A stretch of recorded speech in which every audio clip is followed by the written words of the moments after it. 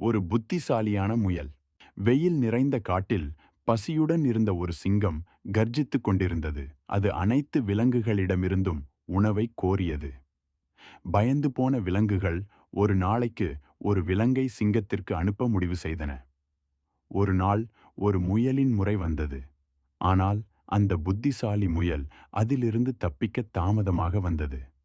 அதை பார்த்த சிங்கம், "நீ ஏன் தாமதமாக வருகிறாய்?" என்று உறுமியது. அதற்கு முயல், "இன்னொரு சிங்கம் என்னை தடுத்து நான் தான் உண்மையான ராஜா என்று சொன்னது" என்றது முயல். கோபமான சிங்கம் இந்த சவாலை எதிர்கொள்ளக் கோரியது.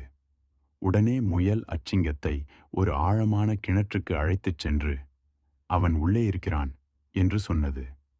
சிங்கம் கிணற்றுக்குள் பார்த்தபோது தன் பிரதிபலிப்பைக் கண்டது.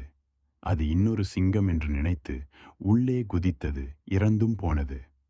காட்டில் இருந்த விலங்குகள் மீண்டும் சுதந்திரமாக இருந்தன.